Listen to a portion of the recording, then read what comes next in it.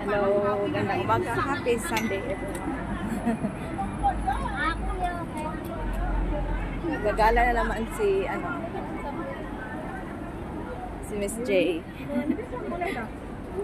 Ayan, paalis tayo. Ang daming mga OFW na mga Indonesian ngayon is nag-rally sila, and then they're wearing yung kanilang costume na pang ayan, ang dami nila. Malapit kasi kami dito sa may Indonesian building na consulate. So ayan sila guys, ayan sila. Ang dami nila. Katatapos lang ng kanilang rally. So siguro yung pinaglalaban nila is about yung kanilang, mostly kasi sa mga Indonesian is yung kanilang work is talaga, wala silang day off. Walang day off. Yung ibang employer is very hindi maganda yung trato sa kanila kasi walang day off. Saka yung sahod is talagang mababa. Pero meron namang iba is swerte. Pero mostly sa kanila, kawawa. Lalo na at hindi marunong mag-English. Hindi sila makakapagsalita. Pero marunong silang mag-Cantonese. Not katulad sa amin na, like ako, ilang years na ako dito sa Hong Kong. Pero hindi talaga ako marunong mag-Chinese, mag-Cantonese. May naiintindihan ako, pero hindi lahat. So, yun. Yung sa kanila is talagang marunong silang mag-Cantonese. So, nagkakaintindihan sila. But, wala silang power na magreklamo sa mga ibang talagang mga employer is hindi maganda yung trato sa kanila. Very, very down. At saka yung pagkain, natutulog, and yung sahod is hindi pareha. Hindi yung rate talaga na binibigay ng government dito sa Hong Kong. So, ayan yung pinaglalaban din nila. Marami sa kanila na hindi maganda yung trato. Sa mga Pilipino kasi, meron din ganun, pero hindi karamihan. Kasi sa mga Pilipino is lumalaban talaga kami.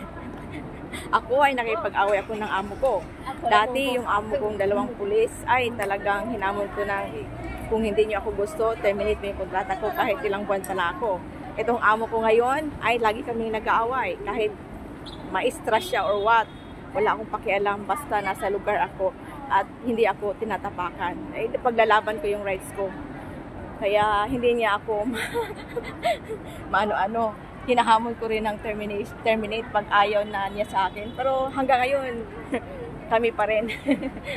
Siguro, kasi alam niya na yung mga anak niya ay inaalagaan ko ng maayos at love ko. Kaya kahit kami laging nag-aatrakahan ay tiis pa rin siya sa akin. At magtitiis pa rin ako sa kanya. Naawa ko sa mga bata. So ayan guys, so marami dito, mga Indonesian yan. Ayan, naka-uniform sila ng kanilang tawag nito, yung kanilang uniform, yung kanilang tawag nito yung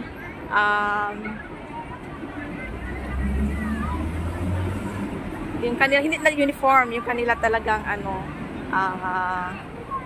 sa kanila na yung mga babae ay magsusuot ng yung whole dress na cover.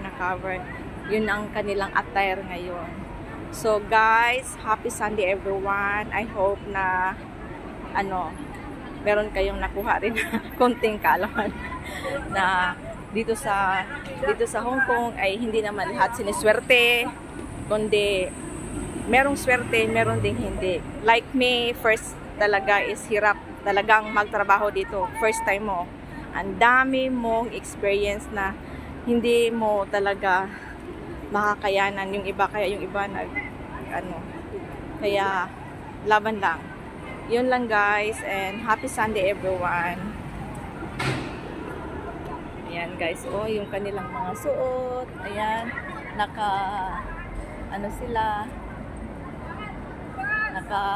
sila ng dress ng pang-Indonesian. Yung mga Muslim, diba ganun? So ayun lang guys. At good luck everyone to us and keep safe. And thank you. God bless. Happy Sunday.